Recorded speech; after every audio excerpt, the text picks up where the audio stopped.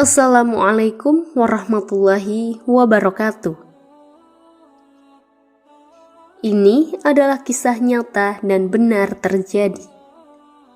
Kisah Nabi Musa alaihissalam yang ingin melihat Allah dan Allah pun mengabulkan permintaan Nabi Musa itu. Kisah ini Allah sendiri yang mengabarkan melalui Al-Quran. Pada suatu hari Nabi Musa alaihissalam telah memenuhi panggilan dari Allah Subhanahu wa Ta'ala. Beliau naik ke Gunung Sinai setelah menyempurnakan 40 amal yang diisi dengan puasa dan beribadah sendirian di atas gunung tersebut. Allah Subhanahu wa Ta'ala menurunkan firman dan menurunkan Taurat kepada Nabi Musa alaihissalam. Kemudian beliau sangat rindu untuk melihat wajah sang kekasih, yaitu wajah Rabb-Nya. Lalu Nabi Musa alaihissalam berkata kepada Allah Subhanahu wa Ta'ala, "Ya Rabb, perlihatkanlah dirimu kepadaku agar aku dapat memandang Engkau." Kemudian Allah Subhanahu wa Ta'ala membalas perkataan Nabi Musa alaihissalam, "Engkau sama sekali tidak akan mampu melihatku. Tetapi arahkanlah pandangan engkau ke gunung itu, maka jika ia tetap pada tempatnya, niscaya engkau akan melihatku." Setelah mendengar permintaan Nabi Musa alaihissalam, maka Allah Subhanahu wa Ta'ala berfirman, "Wahai putra Imran, sesungguhnya tidak akan ada yang sanggup untuk melihatku, kemudian ia mampu untuk tetap hidup." Nabi Musa alaihissalam berkata, "Ya Rabbi, tidak ada sesuatu pun yang menyetujuimu. Sesungguhnya melihatmu dan kemudian mati itu lebih aku suka daripada aku terus hidup tanpa melihatmu. Rabbi, sempurnakanlah nikmat, anugerah dan hikmatmu kepadaku dengan mengabulkan permohonanku ini. Setelah itu aku rela mati." Ibnu Abbas radhiyallahu anhu, sahabat Rasulullah shallallahu alaihi wasallam, meriwayatkan bahwa ketika Allah Subhanahu wa Ta'ala mengetahui Nabi Musa alaihissalam ingin dikabulkan, maka Allah Subhanahu wa Ta'ala berfirman, "Pergilah engkau dan lihatlah batu di atas puncak gunung itu. Duduklah di atas batu itu. Kemudian aku akan menurunkan bala tentaraku kepadamu." Ketika Nabi Musa alaihissalam telah duduk, Allah Subhanahu wa Ta'ala turunkan bala tentaranya. Para malaikat hingga langit ketujuh menampakkan dirinya sambil mengeraskan tasbih dan tahlil. Suara dari malaikat bagaikan suara petir yang menyambar-nyambar. Malaikat penghuni langit kedua diperintahkan menampakkan diri dengan warna dan bentuk yang beraneka ragam. Mereka bersayap dan memiliki raut muka, bahkan di antaranya ada yang berbentuk seperti singa.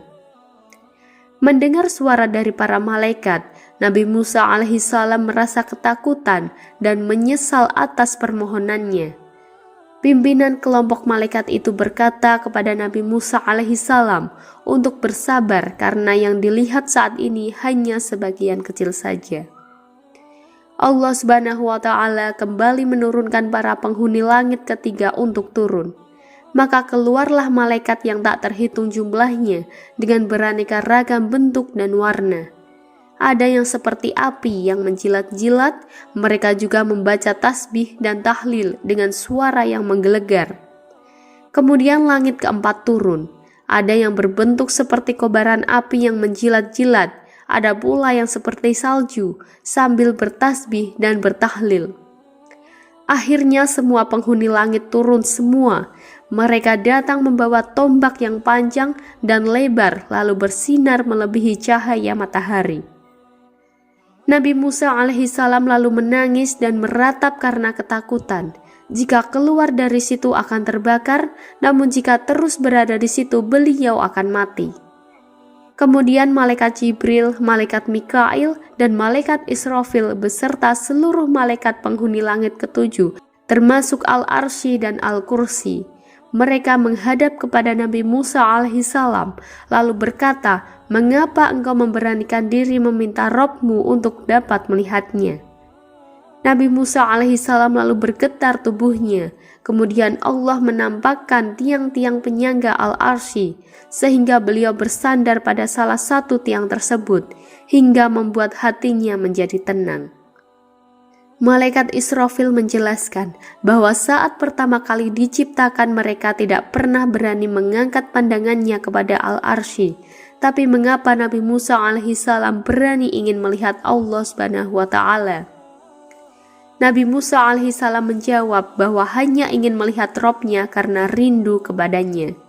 Kemudian Allah Subhanahu wa Ta'ala menurunkan wahyu kepada langit bahwa akan menampakkan diri pada salah satu gunung.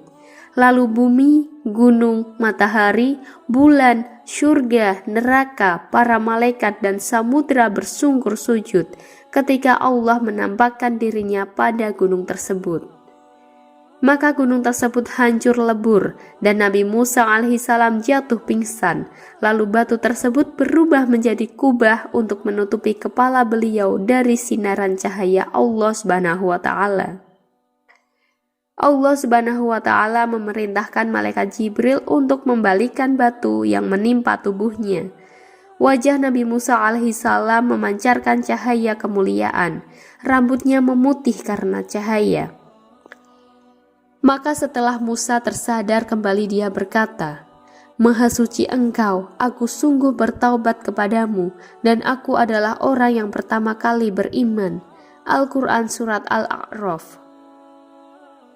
Itulah kisah tentang Nabi Musa alaihissalam yang ingin melihat Allah. Semoga bermanfaat. Wallahu a'lam bishawab. Wassalamualaikum warahmatullahi wabarakatuh.